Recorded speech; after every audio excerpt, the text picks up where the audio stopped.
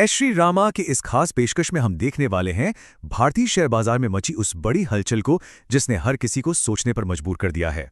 तो चलिए सीधा मुद्दे की बात करते हैं। निफ्टी आईटी इंडेक्स, देखिए ये कोई छोटा मोटा करेक्शन नहीं है, ये तो एक क्रैश है, एक जबरदस्त गिरावट। पूरे 35%। आप सोच सकते हैं 35% की गिरावट आ चुकी है। और बात यहीं खत्म नहीं होती। डर इस बात का है कि अगला जो बड़ा सपोर्ट है ना, वो यहां से भी 15% और नीचे है।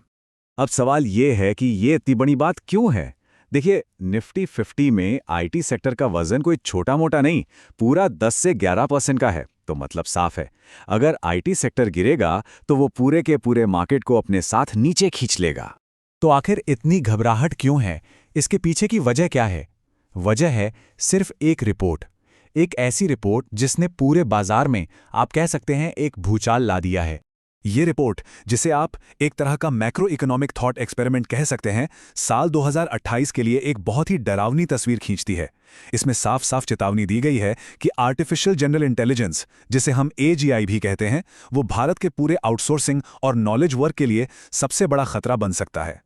और ये खतरा कहाँ है? ये सीधा हमला करता है भारतीय आईटी के उस बिजनेस मॉडल पर जो सालों से, बल्कि दशकों से एक ही चीज पर टिका है, लेबर आर्बिट्राज, यानी कम लागत पर मिलने वाला ह्यूमन लेबर। इस रिपोर्ट का अनुमान तो और भी चौंकाने वाला है। ये कहती है कि 2028 तक एजीआई सिर्फ हमारी मदद नहीं करेगा, बल्कि कॉम्प्लेक्स कोडिंग, डीबगिंग, यहां तक कि साइबर सिक्योरिटी जैसे कामों में इंसानों से बेहतर हो जाएगा। सोचिए जरा, अगर ऐसा हुआ तो हमारा जो पूरा का पूरा मॉडल है वो तो रातों रात पुराना पड़ जाएगा। और देखिए, इसका असर सिर्फ टेक सेक्टर तक नहीं रहने वाला। ये तो एक डोमिनो इफेक्ट की तरह है, जो एक के बाद एक पूरे देश की अर्थव्यवस्था को अपनी चपेट में ले सकता है। तो पहला डोमिनो कौन सा गिरेगा? वो है रियल एस्टेट और लोगों का खर्च।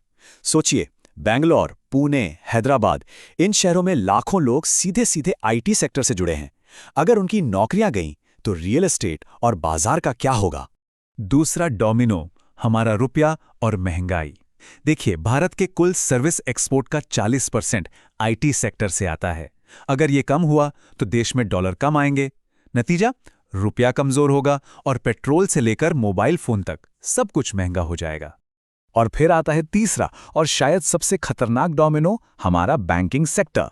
आईटी कर्मचारी देश में सबसे ज्यादा होम लोन और पर्सनल लोन लेने वालों में से हैं। अगर बड़े पैमाने पर नौकरियां गईं तो क्या होगा?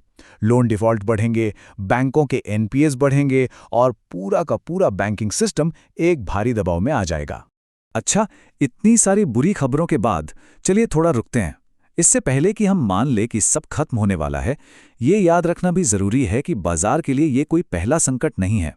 इतिहास में भी ऐसे बड़े खतरों का सामना किया गया है। याद कीजिए साल 2000 का .com बबल या फिर 2008 का ग्लोबल फाइनेंशियल क्राइसिस। बाजार गिरे लेकिन फिर संभले। अरे, जब एटीएम और कंप्यूटर आए थे तब भी तो यही डर था कि नौकरियां चली जाएंगी। पर क्या हुआ?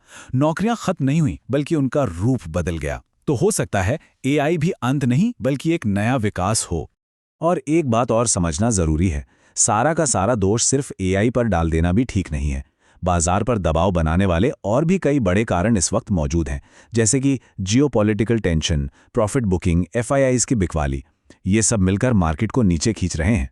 तो अब सवाल आता है सबसे जरूरी, इस पूरे मुश्किल सिनारियो में एक स्मार्ट इन्वेस्टर को क्या करना चाहिए?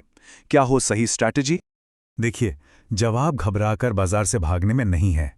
जवाब है डाइवर्सिफिकेशन में। मतलब सिर्फ भारतीय आईटी पर निर्भर रहने के बजाय अपने पोर्टफोलियो को अलग अलग जगहों पर फैलाना। तो कैसे करें डाइवर्सिफाई? आप ग्लोबल टेक कंपनियों जैसे गूगल, एप्पल, अमेजॉन में निवेश कर सकते हैं, जिनका बिजनेस मॉडल लेबर पर नहीं बल्कि प्रोडक्ट पर टिका है। इसके अलावा सिंगल स्टॉक की जगह ईटीएफ्स एक सेफ ऑप्शन हो सकते हैं। और हाँ, अपने पोर्टफोलियो को बचाने के लिए थोड़ा हिस्सा सोने जैसे सेफ हेवन में डालना भी एक समझदारी है। तो कुल मिला के बात यह है कि स्मार्ट इन्वेस्टिंग वही है जो समय के साथ बदलती है। आज के इस तेजी से बदलती दुनिया में सबसे समझदारी भरा कदम यही है कि आप हालात को समझें, डेटा पर ध्यान दें, घबराएं नहीं और अपने निवेश को डाइवर्सिफाई करें। ऐसे ही और कंटेंट के लिए @ShriRama को सब्सक्राइब जरूर करें।